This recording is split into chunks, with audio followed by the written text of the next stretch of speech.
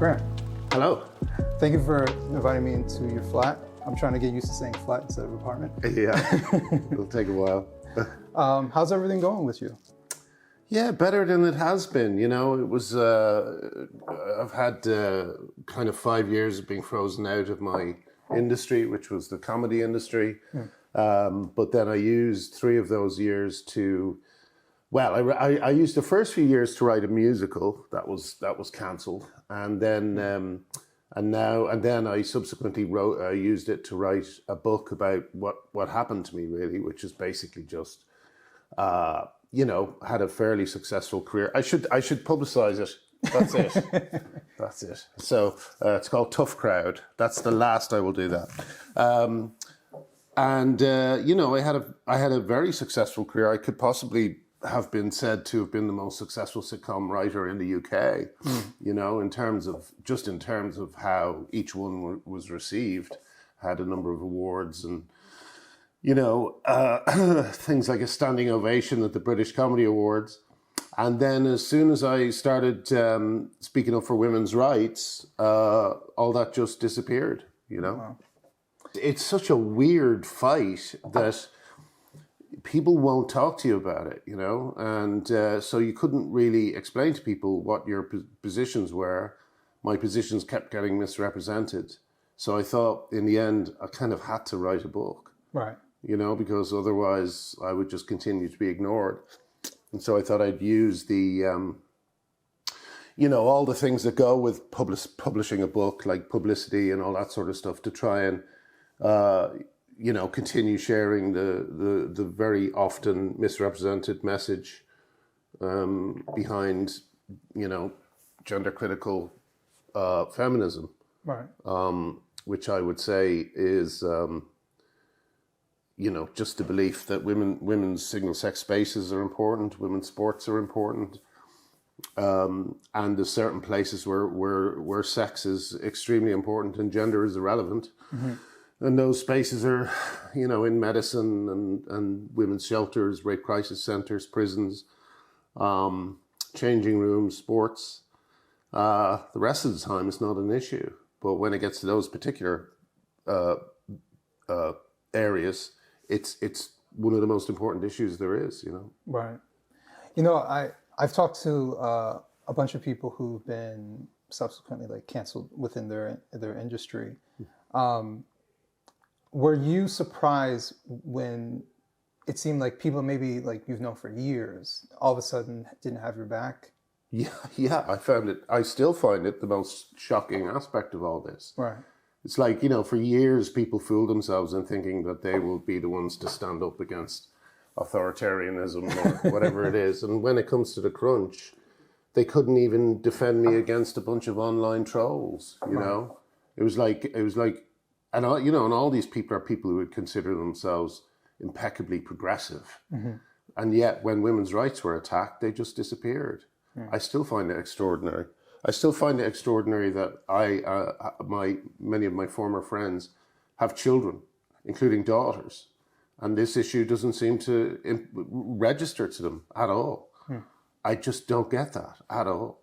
So, you know, I don't know. I don't think I think as a thing that's happened in history, I think that this moment is easily up there with something like the McCarthy years, you know, or other great kind of convulsions of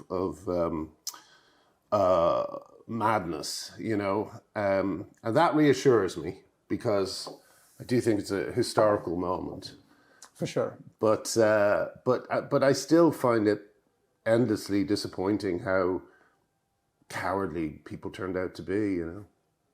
You know, actually, just to get a timeline, when did this begin? 2017, 2018, Okay. around then. Okay, so it was pre-pandemic. Yes, I had just had cancer, one of the good cancers to get apparently for men, which is cancer of the testicles, and yeah, I mean, I may even have started. I kind of talk about this a little bit in the book, but I may even have started putting my feet really in it when I was on morphine just after the operation. Oh, wow. Because unfortunately, I still had my phone. So, you know, I do think I remember going, why am I so worried about this, about getting involved in this debate, you know?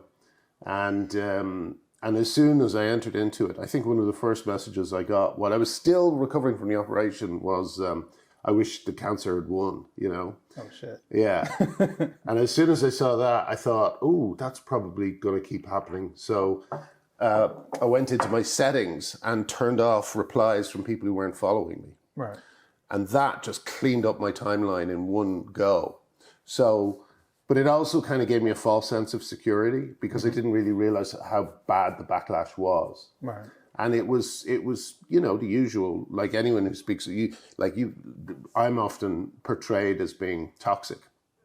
And sometimes I use humor and if people are rude to me, I'm rude back. Right. I don't care. I won't put up with rudeness, you know? But then you get someone like J.K. Rowling and she's never rude. She's always, you know, and whatever she's done, no matter how compassionate, they treated her exactly the same way as me, or even worse, you know, because I didn't get the rape threats, you know. Right. So it was. So I think they try and blame you for your treatment, but you could be the nicest person in the world or the most obnoxious guy online, and it doesn't matter. You get the same treatment. And I was very well behaved, you know. I was like, did my best not to misgender anyone. I wouldn't even say I would ever do that. I would have ever done that, shall we say, recreationally anyway. Right. Because, like, I don't want to be rude to people. I don't want to hurt people's feelings. You know, this one of the spaces where you can pretend to be whatever you want is online. You know, people pretend to be all sorts of things, like video game characters and their own dogs. You know, it didn't bother me. But after a while, I found the demand was too much. And, you know, you see you may not know some of these stories, but like in Scotland recently, there was a double rapist named Adam Graham, who was nearly placed in a women's prison. And, you know, I do think that, you know, you get someone who's considered a kind of harmless or nice trans person like Eddie Izzard, and you start using female pronouns for him, you're holding the door open for this other guy, Adam Graham, because, you know, in news reports, he was called she. He's a double rapist, you know? So so after a while, when I got back from Twitter, I lost all worries about that, about misgendering. I think it's actually immoral to consistently tell a lie by using a preferred pronoun. I think you have to stick to the truth because you know, a lot of women's safety and happiness depends on it. Right. What's interesting about the pronouns is that in a person-to-person interaction, I'm not calling you him. Yes, exactly, exactly. You know, and so that's what, to me, it highlights the impersonality of it. Yes, and the desire to control. Yes. Because if you're telling people what to talk about how to talk about you when you're not even present, because as you say, you don't use third-person pronouns when someone is in the room. Right. You know, it's one of the most fascistic things. It's almost like the internet gave everybody the ability to be their own little dictator, you know, and kind of control people in their immediate circles. Right. And unfortunately, the kind of people that this attracts, you know, there's lots of lovely people who are attracted to a trans identity. A lot of people I feel great sympathy for, especially young girls who get caught up in this and have dysphoria. But like, there's some who are just narcissists and enjoy the power it gives them over their immediate surroundings, you know? Yeah. Like, we saw this guy today who he goes into different restaurants, sets up a tripod, and then records them calling him. And he just has some makeup on. Mm-hmm. It's like, how is anyone supposed to know you identify as a woman? And it's like, well, I'm wearing makeup. That's what it is now? It used to be about being a transsexual, but now it's about whether you wear makeup and women's clothing. Yeah. So yeah, I just sorry, I can't remember what oh yeah, you were saying the third person thing. So yeah, it's just a desire to control. And this guy who's going into restaurants, he's getting these, you know, low paid workers in trouble. Right. You know, and I guarantee you, he's no low paid worker himself. He's some kind of, you know, this movement attracts the middle class is like nothing else, you know? Yeah. It's a very middle class movement. I wonder, for many of them, I wonder if it's, like you said, some of it is narcissism. I see some of it as lack of purpose. Nihilism, maybe. Yeah, a little bit of nihilism as well. I think it's very interesting. Like, I've talked about this before. Like, Libs of TikTok shows all types of stuff from TikTok. But after a while, I started watching them with the volume off. Okay, interesting. And I would watch their mannerisms. Yeah. So, like, one thing that was very common, because it would be like, you know, these are my pronouns, these are, you know, whatever. Yeah. Or I'm unicorn self. They would say all this ridiculous stuff. Yeah. But when you watch it with the volume off, you don't listen to what they're saying, because whatever they're saying is ridiculous. But watch their mannerisms. Yes. They have a hard time looking at the camera, which tells me they probably have a hard time making eye contact with people. Right. They're often alone. Yes. They're often alone in their bedroom. Yes.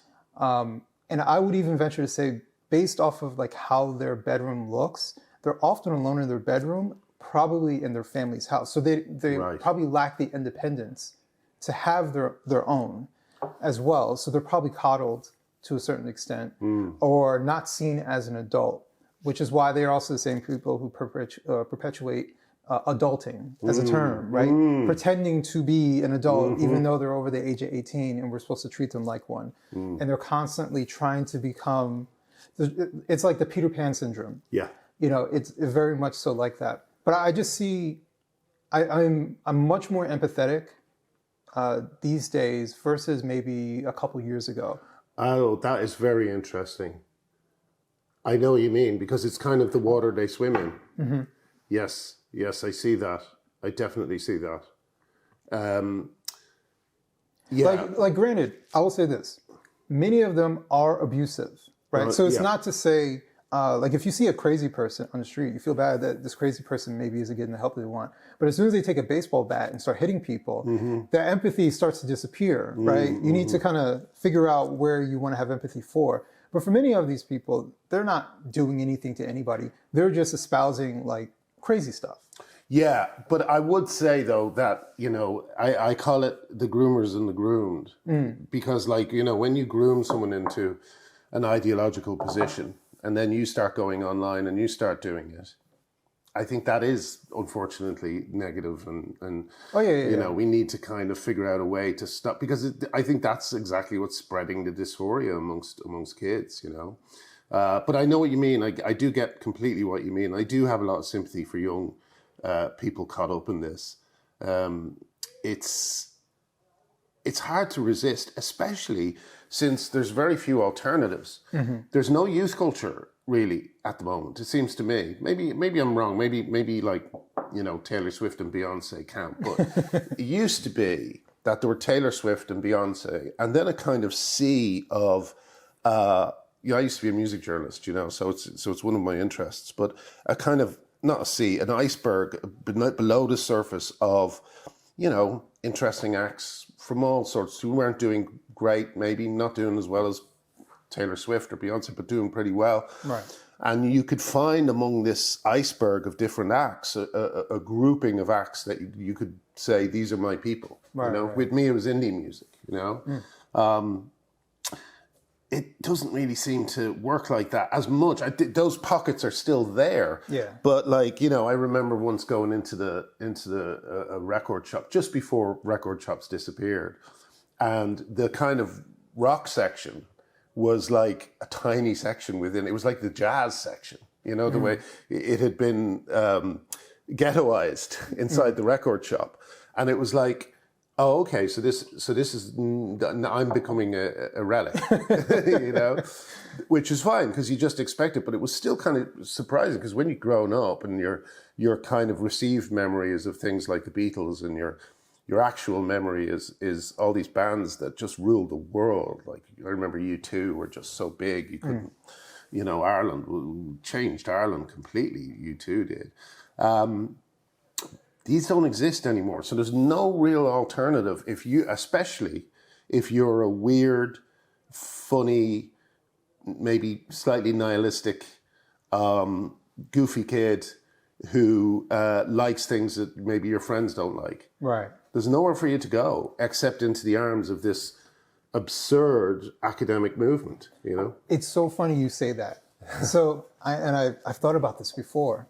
For some of these people that I see, I'm like, if they were around when I was in high school, they would have been my friends. Because I hung out with the rocker kids, the skater kids, the goth kids. Yeah. Some of my friends were, like one of my good friends from high school had home issues. He was, basically he was an alcoholic, had to go to rehab at 16. Yeah. And then I was friends with all these like, you know, weed smokers, the kids who barely went to school. Like I was friends with all these kids, but I wasn't like them at all. Yeah. Right. When they were going to do drugs, they just knew that like, I'm going to be out. Right. So I would leave and they would never try to force it on me. But I understood I understood them and they understood me, and I liked them. But I was also kind of the outcast because where I lived at, the black kids weren't like me and I wasn't like the black kids. So, you know, people would say, oh, white Adam, you know, Right. you know, as a joke. And I never liked that. I just wanted to be myself. Sure. And so, yes, I liked rock. I still to say I love rock, electronic music, but I do like hip hop. Yeah. You know, and I'm just eclectic. I like different things. I like what I like. Yeah. But I was also the outcast because I was eclectic and I didn't fit in that particular box. Yeah. So when I see these kids, I'm thinking, oh man, back in the day, that would have been the goth kid. He would just wore, he would wear makeup and had black hair, and he would have grew out of it, you know, in a matter of years. We used to say as a joke, where have all the transvestites gone? Because there used to be like, there used to be a word for people who dressed in women's clothes. It was transvestites. Apparently there's no transvestites anymore. But you could equally ask, what happened to all the goths? Yeah. You know, it's like everyone, like every second person with a goth kind of look is identifying as non-binary or something. It's so weird that it turned, because it was never, there was never any sexuality or anything really like that as like a focal point. Exactly, but it was a way to meet women. Like do you know what I mean? These little subcultures. You'd like, I loved them because, you know, you'd meet funky, interesting women who didn't fit in there too. Right. But unfortunately, I don't know, it's just been what possibly looks to them like a kind of out group, if that's the word, is actually the biggest in group that there is. It's like supported by governments, by corporations. Yeah, they think they're on the edge when they're corporate backed. They're corporate backed, and also the reason they're corporate backed is they change nothing. They change nothing. They in fact, the only thing they do is make a hell of a lot of money for pharmaceutical companies and plastic surgeons. You know, I always think it's deeply suspicious that a movement that really would not exist without the existence of plastic surgeons. Yes. You know, no offense, but originated from America, you know, and was kind of spread through Silicon Valley. What a coincidence that, you know, something that will make a lot of money for plastic surgeons is now considered healthcare around the world. You know, it's really, it reminds me of all sorts of different times when corporations have engaged in what you might call shenanigans at our expense. like cigarettes. And I remember even when cigarettes were deeply unfashionable and the smoking bans started coming in, they were giving them away free to Asian kids in in certain places. You know what I mean? They were doing as much evil as they possibly could in the little window they had left. Right. And that's what I see. This is like a window they have where pharmaceutical companies and plastic surgeons can just make a killing, you know. I call it the I don't know if there's any other term to use, but like the customification, if that's even a word. Yeah. But I think you understand what I mean. Like it turned like what anything and everybody into a customer. Yes. Right. And everybody, the things that we would hold precious now became a customer base. Yes. Right. Including minor children. My wife, she used to work at a plastic surgeon office. Now, they never did any of that stuff. Yeah. Their customer base was mostly women having mastectomies or reconstruction after having cancer, breast cancer. Right. So she's mainly dealing with breast cancer patients. But they were part of a network, and there were doctors that specifically did that, and they were all in on it. And she would tell me how they have a backlog of a year. Yeah. And I'm like, if you have a backlog of a year, like imagine how much money they're making. And I think at the time this was considered elective. Yeah. So I'm just like, that is how much demand that there is. Apparently, if you look at, well, no, I don't say apparently. I've done this a few times, but I've done a search on things like GoFundMe for the phrase top surgery. You get 65,000 results. Wow. These are all kids, you know, begging for money to cut their breasts off. So, but I was going to say something else as well. I think also it's possibly a consequence of the, you know, the profiles that are built up by corporations about us. And, you know, I would imagine that, like, for instance, if someone starts writing online to a friend or whatever, that they're feeling uncomfortable in their bodies, I bet a little ad for plastic surgeon will pop into their timeline at some point. Absolutely. So what you have is the worst thing in the world is people who think they know what they want and people who self-diagnose and all this sort of stuff. And it's like, no, you don't want the corporate world kind of getting into that relationship you have with yourself. Right. You know? And again, when we were all isolated and we didn't have the internet, these albums and these books and these things that we had to disappear into and make us feel a little less lonely, those are what we used. And they kind of, I think, you know, turned us into pretty okay people. But like now we have a kind of a, oh, you're thinking about this? Maybe you should do this, you know? I've heard several people say that the thought of like I have a trans-identified friend who tells me this, and I use male pronouns and he understands. But he says that from the moment he heard that you could get the operation to remove his I think it's called an orchiectomy, which is the removal of the testicles, I think. But from the moment he heard he could do it, he could not get it out of his mind. You know, and he said he was fine until then. You know, but as soon as he heard, oh, this is a thing, and there's a thing called trans, and you can do this, and blah blah blah, he just couldn't think about anything else. And I think he thinks of it as a huge mistake. You know, so yeah, so it's like you don't really. We know it's that position. It's like almost like you know, it's almost like if you can go back to cigarette companies. It's almost like cigarette companies. You know, you write, oh, a bit nervous about an interview on Tuesday, and then you get a message saying, have you thought about smoking? You know, I wonder, and I know other people have said this, but I wonder if this will be in the similar outcome of like the lobotomy. Yeah, absolutely. Where it's tumultuous for a period of time, and then one day people are like, this is pretty barbaric. Yeah.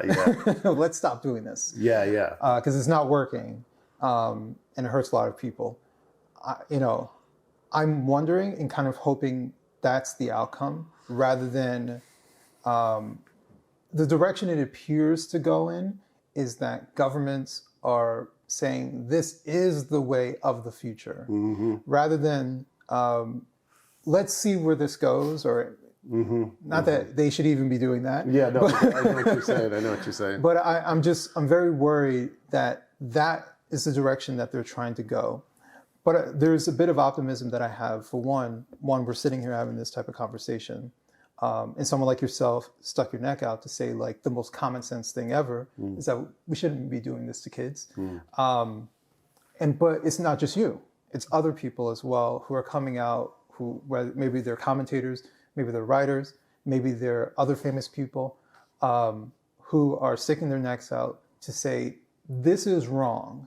And I know right now it's wrong for me to say that, but in due time, you guys will come around and see that I am right, and what you guys were performing was barbaric. And the only way that will change is if more people see that I am saying this, because I think the majority of people agree with your stance. Yeah, no, I agree. It's just that the majority of people aren't willing to say anything, or maybe they don't even realize what's going on. They don't. That's part of the problem. The big problem for me, and it's still a problem with the release of the book, are the kind of what you might call the gatekeepers. You know, like people in the media who won't interview me, people in bookshops who are hiding the books. You know, you get all sorts of like individual activists working across society to try and suppress this conversation, try and keep the truth from people. Right. And they're often in the media classes. They're in like the media, publishing, theater, cinema.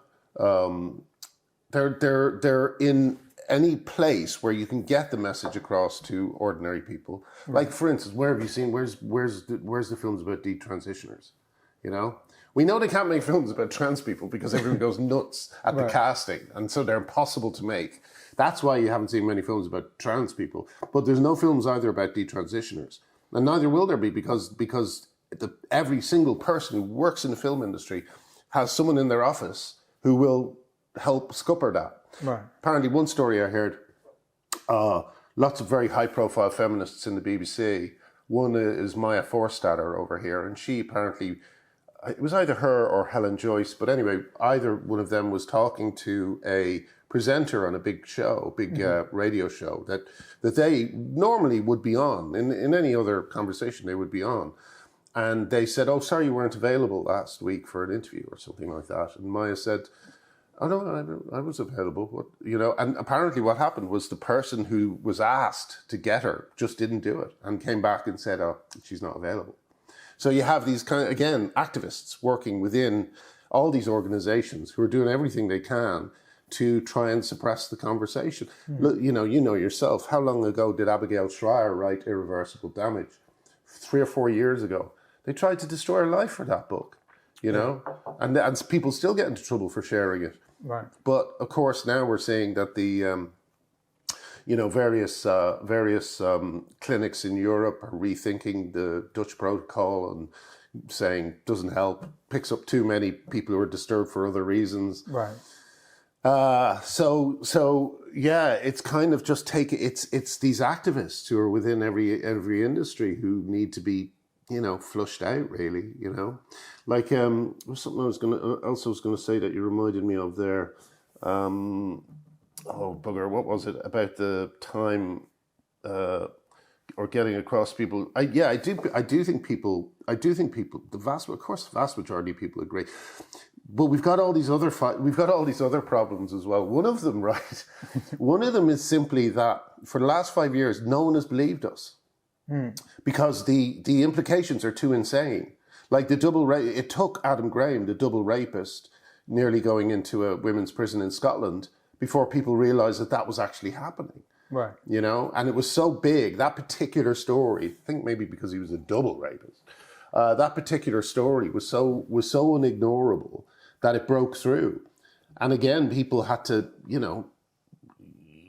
people must think they've gone crazy, that this is even, we all have this thing that we think someone in charge is taking care of things. Right. And then when you hear a story like that, you realize, oh no one's had the wheel at all. You know what I mean? Well, the joke is the adults are back. Yeah, adults in the room. Yeah. And what's really depressing is that it just needed, and this is something I return to over and over again, it didn't need many people. It needed just a few people to say something. I mean, as you say, it's getting safer. But I just had this guy, Christian Henson, he worked, I must find this out because I always try and describe it and I can't, but he had some business in the music industry, something I think for music editing, something like that. He lost his whole business. He came out and said Graham Linehan and J.K. Rowling are right, and 150 employees signed a letter saying they wouldn't come into work if he came into work. You know, and he lost his business. You know, so I don't know. It's still dangerous to talk about this stuff, but if just a few more people did it, if someone like Christian, when Christian came out, if singers and producers and people had backed him up and the people who'd worked with him had said something, he wouldn't have been so isolated. He might have got through it. But because everyone just, you know, kind of looks at the floor and sidles away, right, they just present everyone with this target that can just be taken out every time, you know? Absolutely. I wonder if part of the problem is that it is political, or it's been politicized, I should say. Like for me, I support anybody who doesn't want to mutilate children. I know, yeah. Like I thought that was like a base thing. Like, does not want to mutilate children, I'm all for that. Fairly easy thing to put an X beside in a voting booth. Exactly. But the problem is that it unfortunately has a political lean to it, right? So in the United States, it is the Republicans more so who are against this particular thing. And what sucks about hyperpolarization and political polarization is that it ends up being a game of whatever they're doing, I want the opposite. Absolutely. And both sides play it, by the way. Because I've seen irrational stuff the right was responding to. I'm like, no, actually the left is kind of right about that. But they both play this game. And unfortunately, because it's been politicized, there are people who I think, if you put them alone, there's no cameras, nothing, no microphones, not on social media, and ask them, like, are you okay with this? And they're like, I mean, I wouldn't do it to my kids. Right? It's kind of like the abortion debate. Sure. It's like, well, I wouldn't get it. But I want people to have the choice. Like, it's that kind of pro-choice stance. But they would tell you, like, yeah, that doesn't seem right. But the thing is, when it's not that circumstance, when faced with your side could be wrong about something, they double down. And for those people who are that polarized in politics, it is poisonous. And I've witnessed where, I'm not going to say who, but it was a conversation that my wife was having with someone, and she was telling them, like, yeah, because we just went to a conference, and that's obviously one of the things that we're talking about. And she was saying, well, you know, these parents are getting together and want this to not happen. And they were saying, well, where is this happening? I don't think this is happening. Right? And I had her on speakerphone. And then their wife was like, actually, I did hear that this was not happening everywhere. It's like, but is that the point? Like, if you heard that someone's going around chopping off heads, we're like, well, that's not happening everywhere. It was like, yeah, but it's still a problem. There's someone decapitating people. And so when someone comes to you and says, actually, I met this parent from Pennsylvania. I met this parent from Ohio, Wisconsin, California, Florida. It's happening all over the country. It is happening. Why are you denying that it's happening? And there's only one reason. Not because they're for mutilating children, but it's because their side can't be wrong.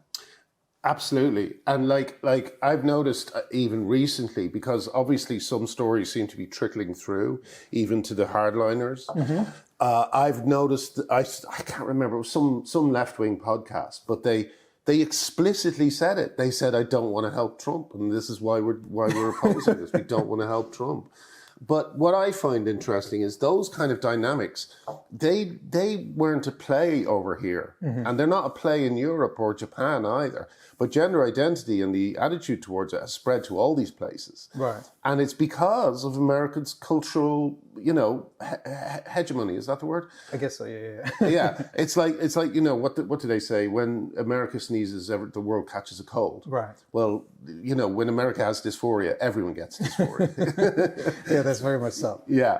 And so I think that, like, but what I find interesting is that it's not just dysphoria has spread like a cold, but that extreme, polarized political view of the world, which began as an American quality, but now everyone has it. Right. It's extraordinary. I've never seen, like, the polarization. I remember it growing up in the States as a problem and thinking, oh yeah, that is bad, you know. But then I never expected it to come here. Over here, you know, I don't know. And I have to admit, I hate to say it, but I think I was part of it. I think I helped it along because I was very influenced by American left-wing websites and arguments, and I was always fascinated by American politics, which I shouldn't have been. That was a mistake. Should have been fascinated by politics here or in Ireland. But yeah, I was kind of absorbing not just the what would you call it, the partisan leanings, but I was also absorbing the kind of catastrophizing of language. Suddenly, you know, I noticed, for instance, when people are talking about Gaza recently, every other person is using the word genocidal, you know. And this is like 2 weeks after something that killed 1,400 people, and yet genocidal is now being just thrown around all the time. And obviously, you know, there's discussions to be had about, you know, civilian deaths and so on. But I just noticed genocidal is just being repeated over and over again. And it's been like this for the last, you know, I guess 10 years. You know, as soon as broadband happened, everyone, like I always notice it when I see people from the UK calling other people douchebags or saying y'all. You know what I mean? You see it all the time. These teenage kids in Ireland going, y'all think this, blah, blah, blah. It's like, why are you saying y'all? You're from, you know, Rathmines. You know, it's like they just are unconsciously absorbing the language, the attitudes, and you know, some of the worst mistakes that are being made. You know, It's kind of a complicated issue where gender identity ideology came up from. A lot of European academics and weirdos involved in it. But I think that, I personally think it was like the corruption of American academia that really, you know, combined with the, you know, sudden, as you were saying about customer, everyone's a customer now, combined with students being customers in colleges in the US. Yeah. But then also just the internet, just spreading this kind of discourse.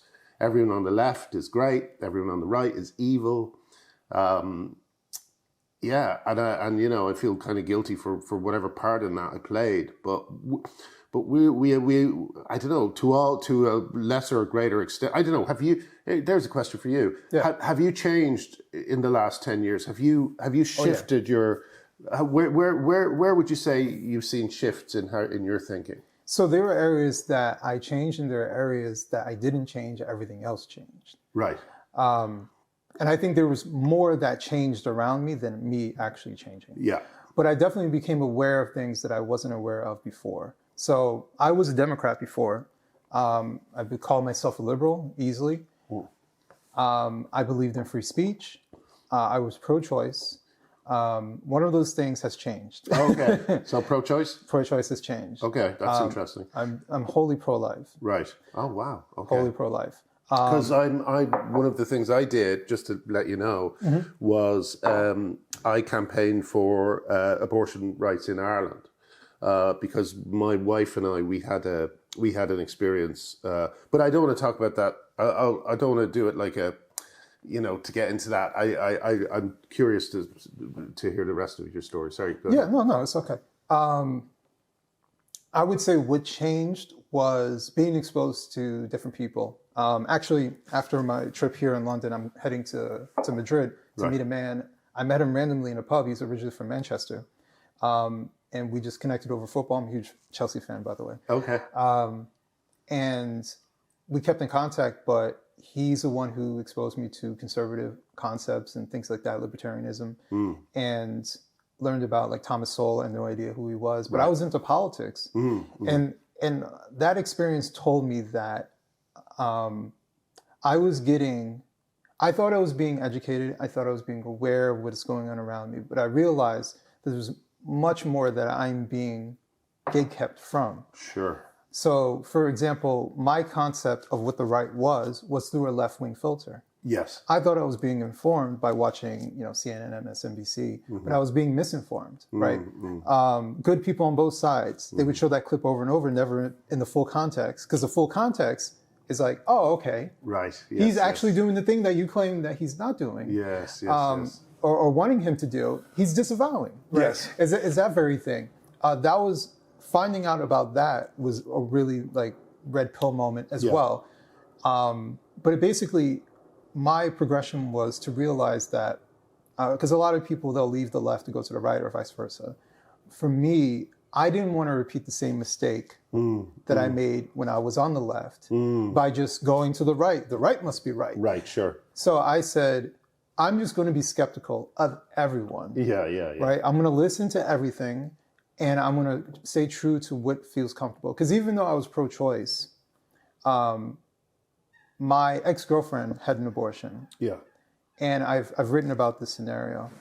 And it never felt good to tell her, whatever you want to do, I support. Right. That's not what a woman who just found out she's pregnant actually wants to hear. Yes. She wants to hear. It's in fact laying the responsibility on her, isn't it? Exactly. It unfairly lays the responsibility on her rather than, if you actually want that child, you would support it. Sure. Right? But as a good Democrat, I was told, the choice is yours. And I didn't conceptually understand that, and she chose to abort the child. And I don't think she really wanted to. And when I took the time to actually think about it, I remember all these different women that I've met in my life who I knew had abortions were different afterwards. Right. Yes. It's like that. It's that piece of them that's never the same, and they feel regret. It eats at them. And I realized that I felt regret for not doing my part to protect my child. And that's why I started writing about it, because I wanted to not feel that regret, but I wanted to take ownership of that portion. And the only thing I can do is advocate that people understand this is much deeper than, one day it's there, one day it's gone. This is the ending of a life. And so that's why my position has changed, because when I did put it into practice, like, it's one thing to say it, but when you put it into practice, it never felt good. It still to this day doesn't feel good. That's really interesting. And I love that also, that your way to where you've ended up is through the women. I think that's great. My thing, I've ended up on the other side, but mine is because, well, I put one of these stories in the book. I had a girlfriend who was going out with a guy, and she really liked him, and everything was going fine. And then he sprang on her that he was married and had kids, out of nowhere. And it was such a psychotic thing for him to reveal at that stage in the relationship that she immediately cut off all ties with him. And then she found out she was pregnant, So for her, it wasn't regretful. And in my case, when it happened to my ex-wife and I, we found out our child had a condition called acrania, which meant that the child wouldn't have lived for long. It would have been born without a section of their skull, So but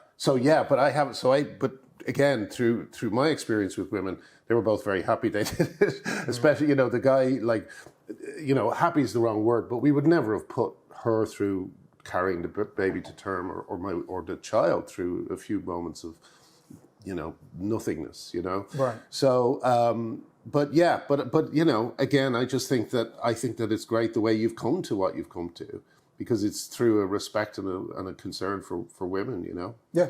So it's a concern, especially for like your example with your ex-wife and yourself. Even if I was to grant that, the situations that people are actually going through don't come anywhere near that. It is, I can't afford this, or it's some sort of insecurity about the father. It's, I have enough kids, right? But it ends up becoming the ending of a life to accommodate you're in the moment now. Sure. Right? And actually, I didn't mean for it to go in this direction, but but I was thinking about how part of what leftists actually talk about too is they talk about being poor as like a human crime, right? Like, it should be criminal to be poor. And so you should do everything possible to never be poor. And I think to myself, like, I was poor, but it doesn't mean my life isn't of value because I was poor. Like, I was poor as a kid. We were homeless a couple of times as a kid.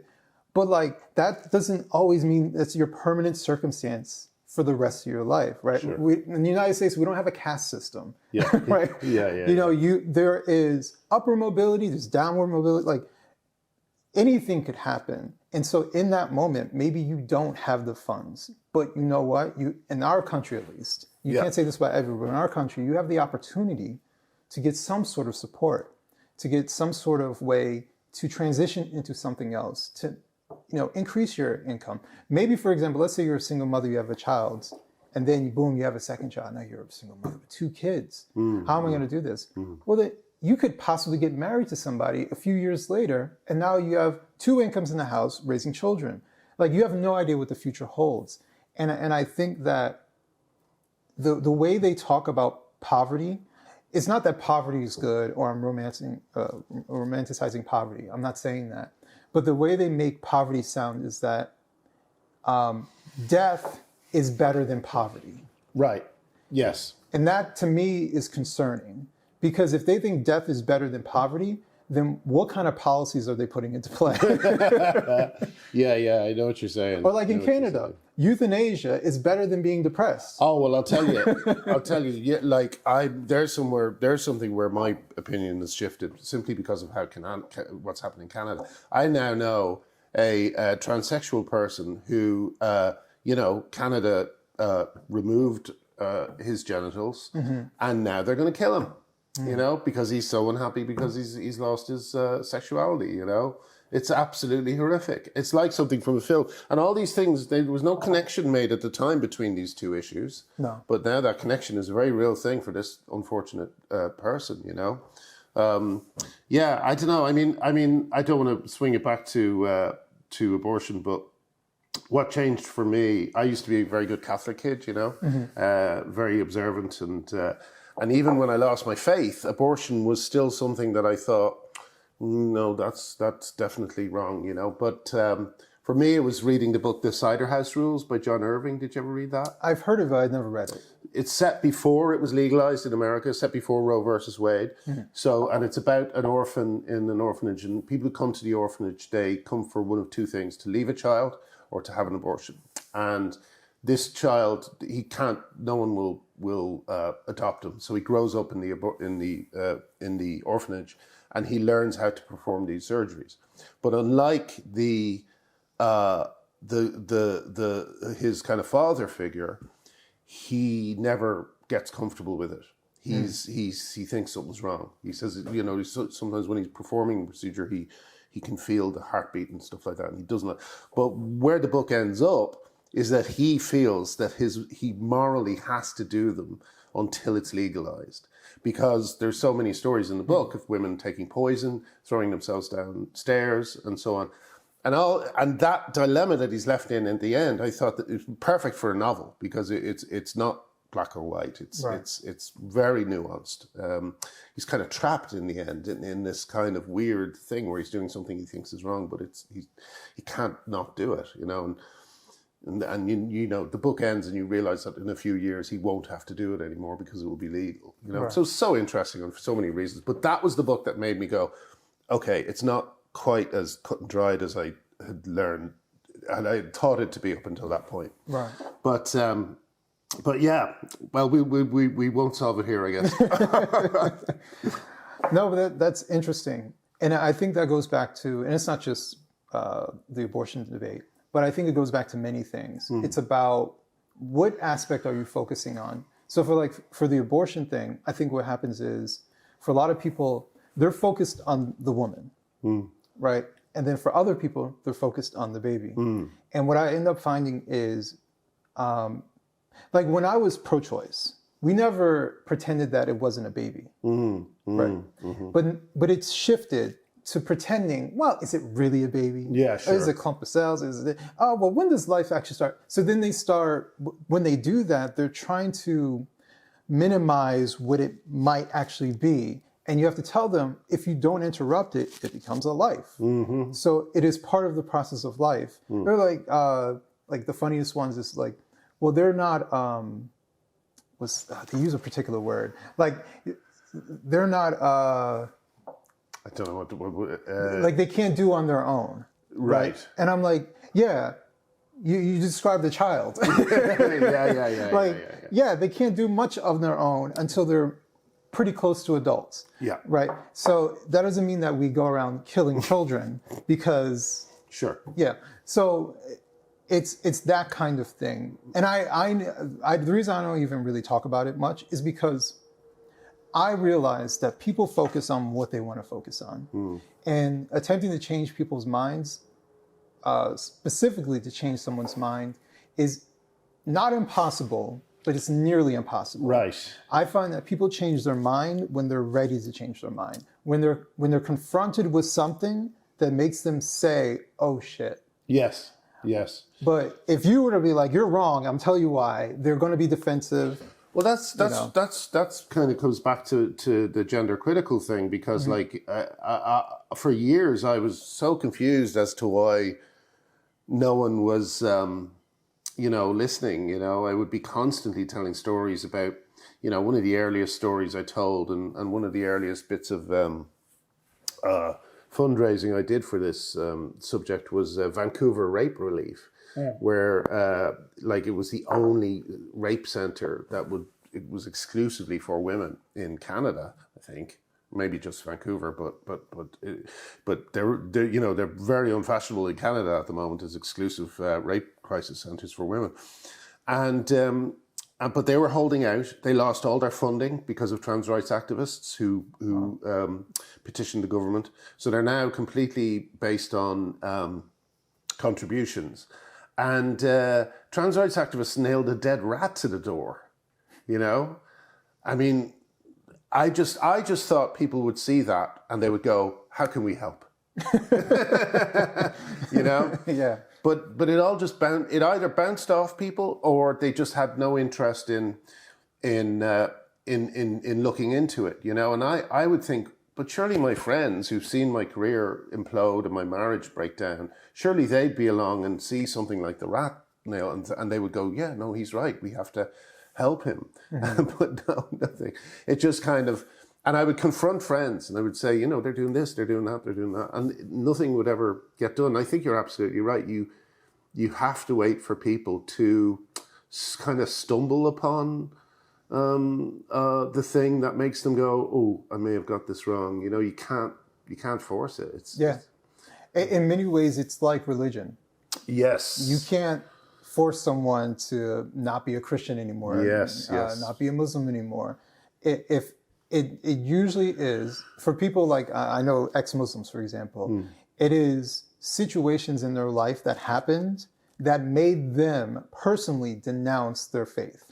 But funnily enough, that's a kind of principle in fiction writing or storytelling, which is show don't tell. Right. You can have a character in a TV show explain what's going on in Russia, and the audience simply won't take it in. But then you cut to a submarine going underneath the water, and it arms a nuclear thing. Sorry, this is a very old reference. No. But you know what I mean, and they see that happening, and it clicks. Oh, okay, they're getting ready for war, right? So two people talking about it doesn't go in their heads at all. So it's a similar thing, I think. People have to, have some sort of life experience where they are almost like the character in their own drama, and they have a dilemma that they have to solve, or they have to make a decision, go one way or another way. Exactly. That's really interesting. When you present humans with an issue, then it becomes personal. Yes. Right.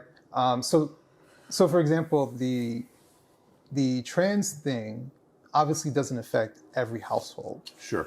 Right. It's not that widespread. It affects enough, but it's likely not affecting your household. Right. The odds are. So it doesn't become something that you are aware of, or care to be aware of, or care to join a part. It's like, for example, people who start like a foundation for some rare form of cancer or something like that. Right. Well, the reason why is because a loved one died of it. Yes. Right? It became personal. So now they want to do something to bring awareness to it. So I think that all of that is normal, in a sense. That's why it becomes so difficult to find people who actually want to care about something that is not personal to them. I would push back against that a little bit because I think that, like, I don't know. I mean, well, maybe I don't know. It almost kind of depends on what kind of kid you have. Yeah. If you have a kid who is like a Sonny, plays football, whatever it happens to be, breezing through their childhood, not really looking to left or right, and having a great time. That's one kind of experience, and I think possibly the experience that a lot of kids have. Right. Most kids don't want to think too deeply about things and destroy their own peace of mind. But then there's other kids, and I would say that there's a kid like this in every group of friends or every kind of family group. There's going to be some kid like this along the line who is worried about life and who is an outcast or a kind of a well, in the old days, they would have either become a criminal or joined a band. Those are good options. yeah. And it really just depends on kind of who you end up hanging out with. Yeah. At the moment, the only people to hang out with are a bunch of lunatics who believe all these crazy things, and it is, as you say, almost like a religion or a cult. Yeah. So I would say, I don't know. I just think that, like, I find it surprising that it's this simple. If you have a daughter, right, and there are no such thing as single-sex spaces anymore, that affects your daughter. Right. Whether your daughter expresses any desire to be, have a trans identity or not. And that's the thing that worries me. I can't follow my daughter. My daughter's 18 now. She's going to college soon. I've seen posters in Bristol. There was one in Bristol University, and it said, if you see someone, and this is aimed at the women, it's never aimed at the men. Of course not. It says, if you see someone in this bathroom or toilet, they probably said bathroom because they'd be so affected by American language that I bet you they wrote bathroom. If you see someone in this bathroom who doesn't look right or doesn't look like they belong here, and then there's a list of all the orders of things you shouldn't do. Like 1, do not look at them, do not stare at them, do not create a fuss, do not da-da-da-da-da. All of these things are things that have kept women safe for years, for 100 years. Right. And it removes the only weapon that women have, because most women are, on average, weaker than men. Most men could just destroy, like I saw an interview with a MMA fighter, and he said the best female MMA fighter could be beaten by the most mediocre male MMA fighter, Right. simply because it's just, there's no comparison in the advantages that men have, So the only weapon that a lot of women have in a civilized world is the ability to make a fuss, and to know that if they start going, hey, that someone will go, oh, and come along. Right. But now a lot of them have very good reason to think that if they go, hey, they'll get into trouble. Right. So I would say but it is hard to get that across to people. Most the people who my colleagues on the Father Ted musical, for instance, which is the big thing I was doing that got cancelled,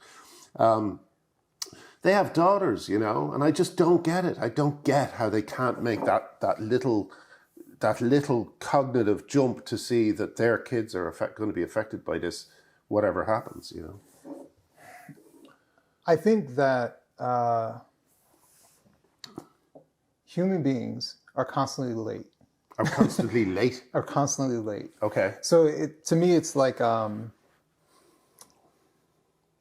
border situation, right? At the very beginning, you'll have the people who's like ringing the alarm.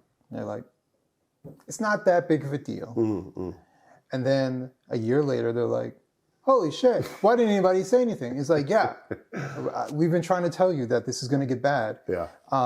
That's what's happening in the United States. The southern border, it's being overflowed, but you know what? All the northern states, they're like, oh, sanctuary city, everything is fine. And meanwhile, the southern states are like, we're being overwhelmed. We're getting millions of people. We don't know where they're going. We don't know what to do. And everybody else is like, oh, but everything is fine. Everything is fine. Until they start busing people to these cities. And they're like, Everything is not fine. Everything is fine. It's not fine. They're taking in like 20,000 people. It's like they've been taking in 20,000 people a month. Wow.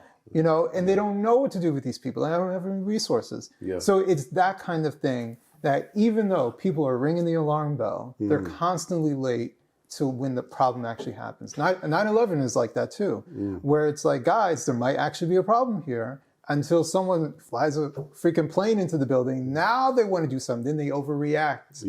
That kind of thing. So, but it's like you say, you can't just decide to start caring about something. It has to be. You have to have some sort of experience in it. Yeah. It seems like the only way. Or what you can do, and this is where storytelling is great. You have to find a way to personalize it, right? Like we've all seen movies of people, characters who are doing jobs that we would never do, or not associate. Like let's say a military movie. Most of us aren't in the military, but there's something about that story that is relatable. Whether it's a love story, whether it's something that you've seen in your family, whatever it might be, but it's something that is personalized and relatable. And that is a way, that storytelling is like the oldest thing you could possibly do to make people understand or to transfer information to people. And I think that there needs to be more storytelling. That's why I'm so focused on storytelling. That's why it's important to have the stories of like detransitioners, for example. Yeah. Let them tell their story so people can understand. There's a real face. It's not a hypothetical anymore. People usually, they do so-so with hypotheticals. But when you give them a real story, then people start to understand. And I used to see that all the time on the left. They would find a real example of somebody, like George Floyd, right? George Floyd is a real example that they can use to create some sort of narrative of police brutality, right? But they had a story, they had a real face, a real person that died, and they can use that to further their cause. And I'm just not seeing enough storytelling to show that these particular things we should be worried about because it's the right thing to be worried about. That is why, like I said, detransitioners are incredibly important to what you're going through. Whether it be documentaries, whether it be an actual full like movie, with that story that is fictional, but with a story that is very personalized. Yeah, absolutely. Well, one of the things I keep trying to think of is a play, because like the thing about a play is that like if the worst came to the worst, you could put it on in a pub. You could put, you know what I mean? It's the plays. The reason that it's always been such a kind of a significant art form is because it's kind of like it really is the art form of the people, you know, like amateur groups, could put together something using the most cheapest props imaginable, and it doesn't matter. People are still carried with it. And plays have always seemed to, well, certainly in the last 100 years or 150 years, have always seemed to be.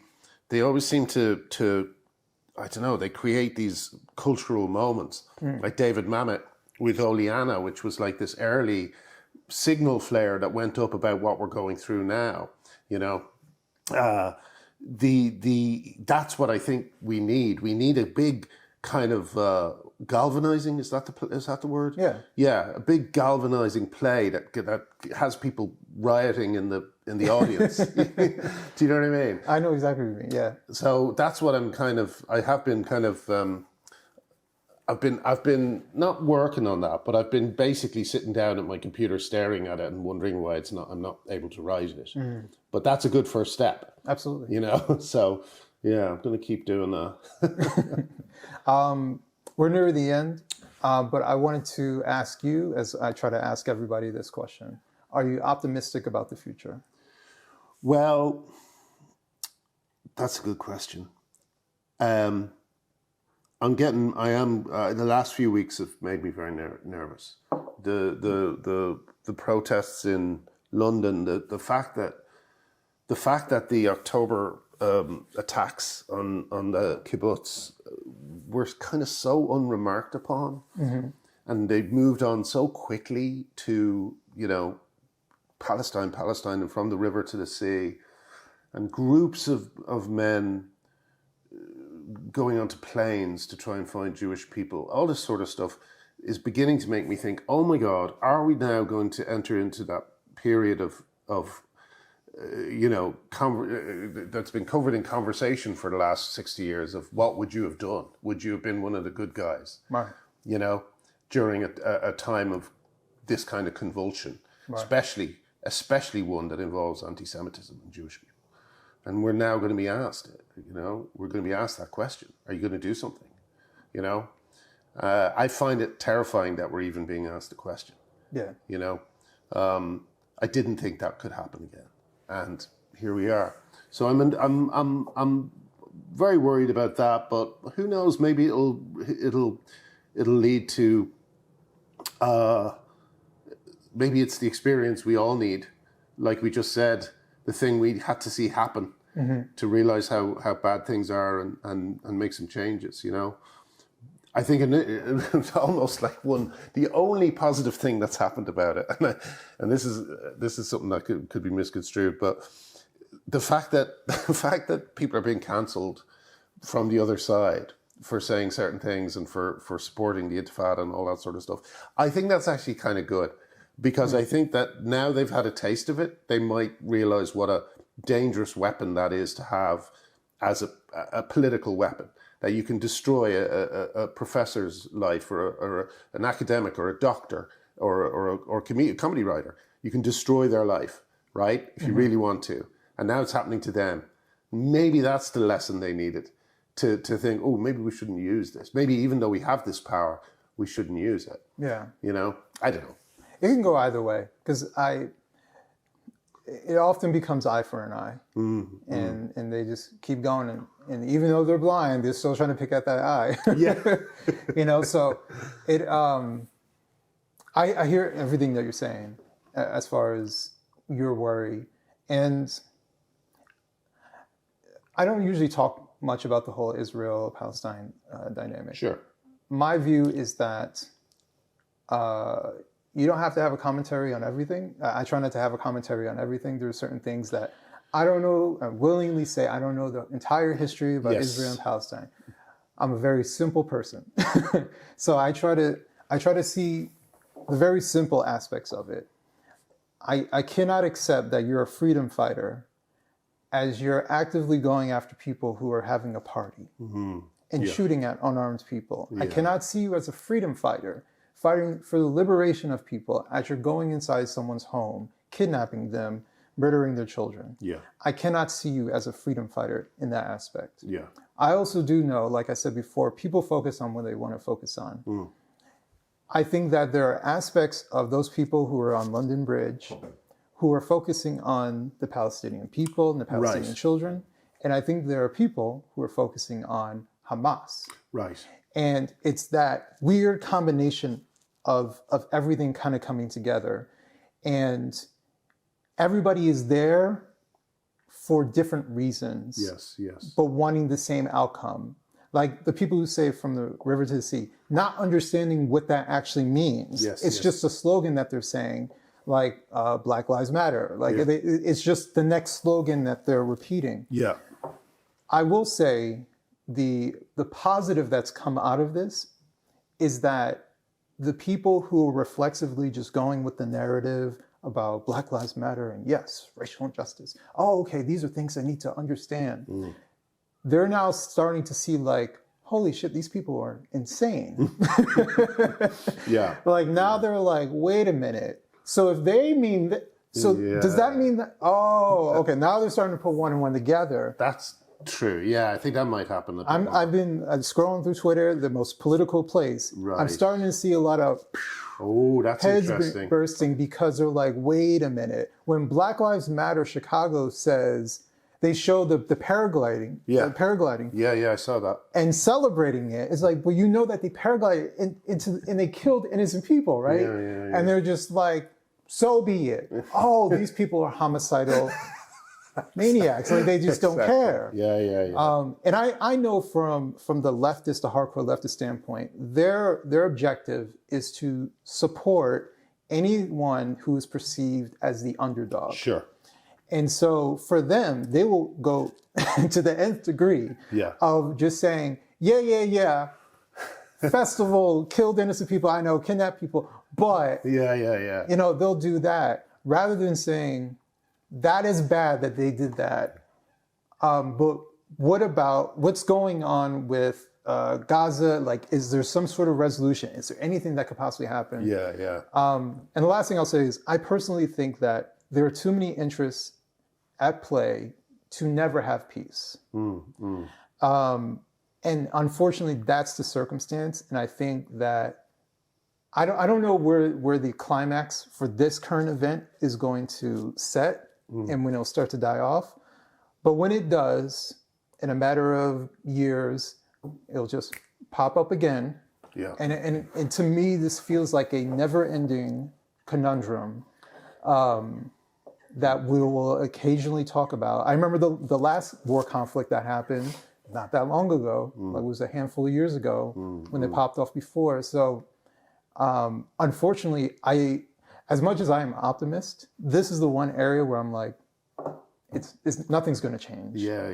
It's unfortunate, but I don't think anything's going to change. Yeah, we'll see. But as you say, what might change is just this kind of instinctive, singing all the chants. Yeah. Maybe people will look into things a bit more before they start singing chants. Now. Oh, yeah. Yeah. I believe so as well. Good. But thank you so much for inviting me to your home and having this conversation. I was really looking forward to it. Adam, it was an absolute pleasure. It's one of the most interesting conversations I've had since I started Wonderful. publicizing the thing. So thank you. My pleasure. And thank you. Thank you. See you next time. See you next time.